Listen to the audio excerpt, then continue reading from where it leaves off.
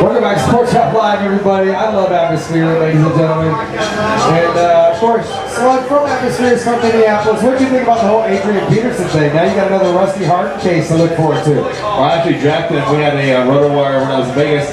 We had a staff league little fantasy football draft, and I took him in the second round, second pick in the second round. This wasn't a TMZ arrested draft?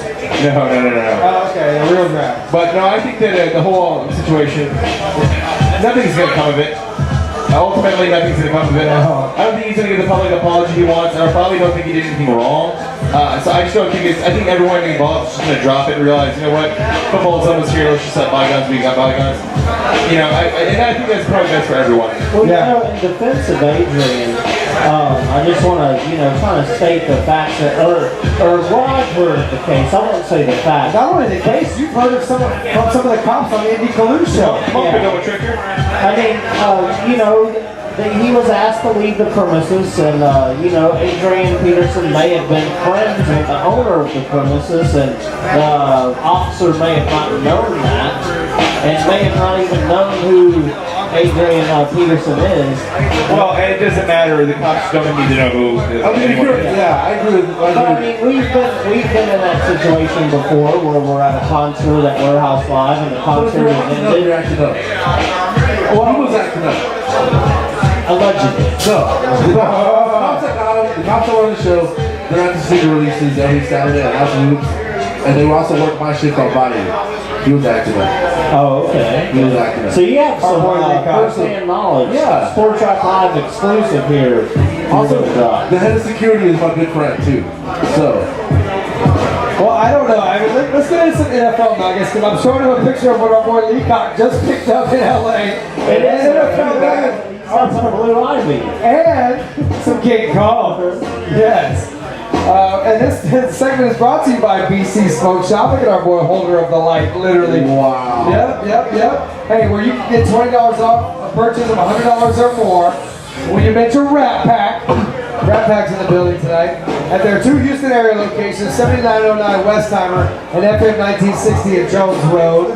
And they have artists from Texas all the way up there in Oregon, where some of the best stuff you'll find is that. Oregon is a gold mine. Absolutely. And when the weather starts to get a little warm, you want to get back on your workout routine, get some of that detox. Clean your system out. Clean your system out. Yes, absolutely. Well, I want to start at the top. This was a sensitive subject for me as a Charger fan growing up, and somebody that loved to watch Junior Seau play. Even though he made it to a Super Bowl, never got a championship, he was a champion type of player.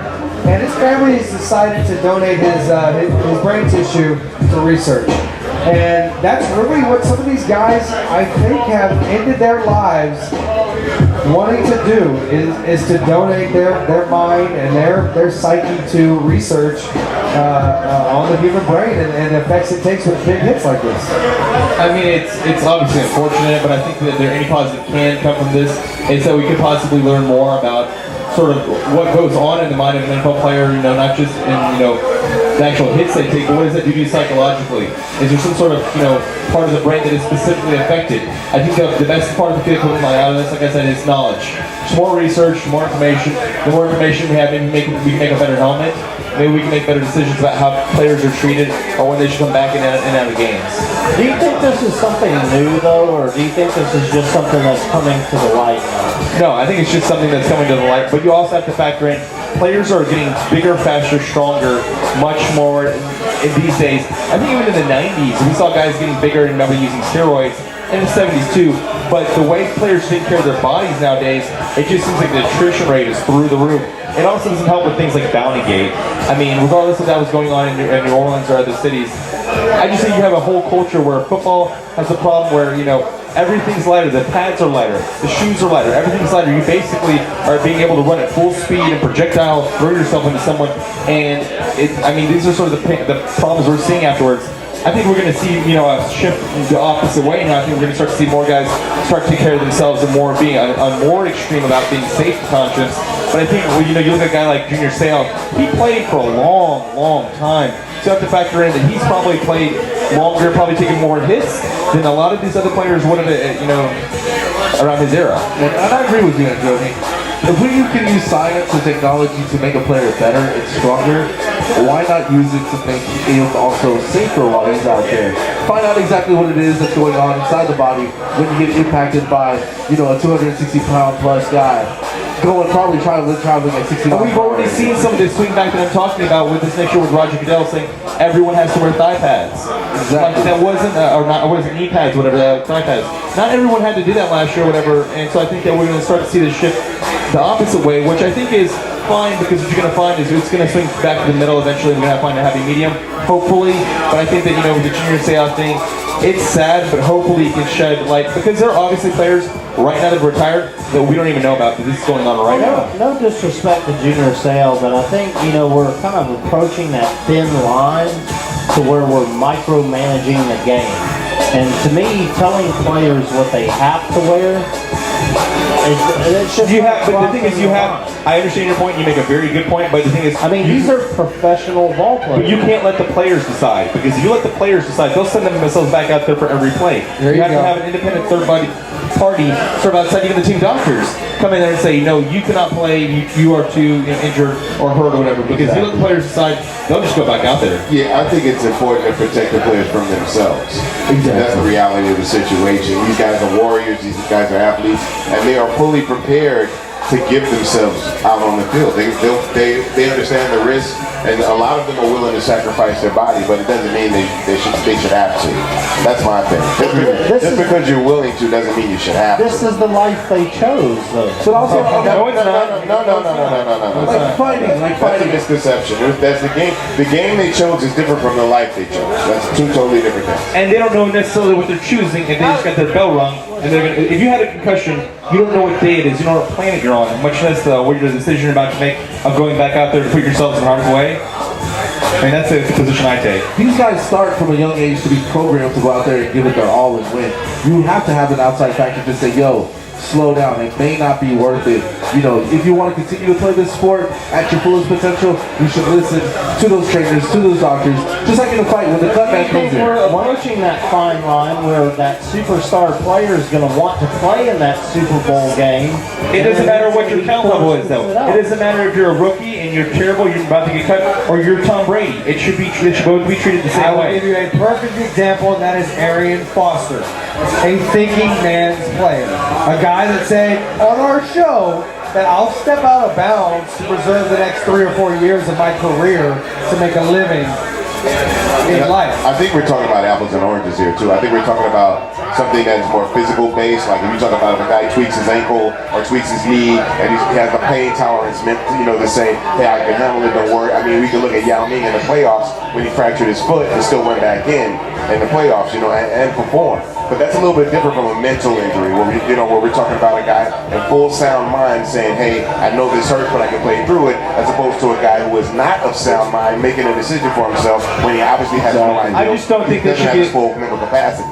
I just don't think they should be allowed to make any decisions. I think it should be someone else that comes in and says, you know, we've done the test and we've done baseline tests based on, you know, not just your ankle, not just your mind or whatever, and then afterwards they can say, yes, you should come back on there. Because you can never trust an actual team position because he always has the team's, you know, best interest at heart. And think about this, Kadoma. Think about boxing. How many guys would have died in the ring had the ref not stopped fights, or people couldn't throw the towel in? How many fighters would have said, no, I want to keep fighting in that ring, and we probably had brain damage or died right there. You see someone who get the lights knocked out of him. And that's a sport where the goal is to concuss your opponent. Exactly. To basically put him into submission. You're going to knock them out. And then also you have to take into consideration, the brain is an organ, not a muscle. It doesn't repair itself the same way the rest of the body does. I think the point, Professor Tito. Yeah. It really is. It really is. But I think that's where the balance is. Look, you know what you're signed up for. You know it's a violent game regardless. You know there's going to be collision. You know there's going to be head trauma. You can't sue those people that provided you to feed your family. You can. You can because the reason let's say a player like that But could you sue. have to protect. I think as the Legally, shield, you can. It's a difference between being legally able to and morally if you should. Well, I think they also should be able to because let's say I ask the team like, hey, can I go back in? Am I going to do any more damage to myself? If you lie to me and say no, you're not going to do any more damage to myself, and I go out there and play, I should be able to sue you. But how about the player that wants to play That's wrong though, because the player will always say yes. The player will always say yes to wanting to go back and play. That's why you have to take it away from him. And that's also why you have to have an independent third party. You can't let the team position, because the team position will say, here's a shot, go back and play, and probably put you in more danger. Like Teddy Johnson, remember him? He was one of the first guys that came out with the concussions, a linebacker for the Patriots. He actually ended up suing the Patriots. I think he ended up winning because he was allowed to go back out there, and they lied to him. They lied to him about his actual nature of his injuries. He didn't know what actual injuries he had. He was just told, oh, this happened to you, you're going to be okay. And then after the fact, he realizes he has much more severe injuries than he ever knew about. Let me ask you guys real quick. Does the NFL survive the next decade? Oh, absolutely. I don't see the organization, falling apart because of these incidents that may seem isolated, and as the years go by and research comes up, there may be a little bit more correlation to it. But that being said, I mean, the sport is still a great sport. It's still entertaining. For the most part, people are playing the game to the fullest extent, and they're walking away from it at the end of the day. So there's no reason to shut it down. I think that the pros of it very much outweigh the cons. But I think as we understand the effects as the game is being played more, as we go into more and more years of NFL football being played and research being done, and we understand the ramifications, as long as the NFL is willing to implement the changes needed to protect the players, I see no reason why to get rid of NFL football. These are the first steps that we're taking to find out where it is that we can draw that line. Because right now it's just all new. It's all coming to light. Of course, behind doors, this has been going on. This has been a concern. Of course, you can see players now from the 60s and the 70s. I gotta say that they're not mentally correct. I mean, they're not mentally all there. Not because they're athletes, but because they've taken such violent hits that it does do damage. So now it's time that we need to start implementing certain structure, rules, to where in the future we can make this game more enjoyable and also safer for the people involved in it. But I'm not saying next season everybody's got to start wearing double thick helmets. No, this is when we start finding out what it is that we need to do to take those steps to take the precautions. The whole thigh pad, knee pad thing is going to slow the game down naturally. Anytime you put more resistance there in those slick pants, it's going to cause to slow the game down. Well, I think that's the mission right now is to. I think it starts with the top of Roger Goodell. I think as long as he's the commissioner, the league will be fine because he's the guy that really, above all, puts the shield first. Even to the player's detriment, when we don't really know what kind of evidence has been actually put in with the Saints situation, he's still basically shielding the shield to put everything before that. I think he'll even, like we're talking about, the players didn't get to argue or talk about they wanted this knee pad or thigh pad thing. He just said you're doing it. So I think as long as he's there, he's going to be the overseer of the game, the protector of the game, to most of the players' detriment where they might be saying, we're not using this new helmet, and he'll be like, you know what, no, you are. I can't wait for the NFL to start, guys. Oh my goodness. It'll either be you are or you're not playing. And I understand Condoma's point of view. Nobody wants to watch Monday Night Flag football. Let's be honest. Nobody does. This is the game that we grew up watching. A lot of us grew up playing ourselves. We understand what comes with it, but if we can protect people in a good way and still have players be able to go out there and give 100% physical play, 100% physical element in the game, I don't see why we should lose football. I think we'll be okay. I think we'll survive this.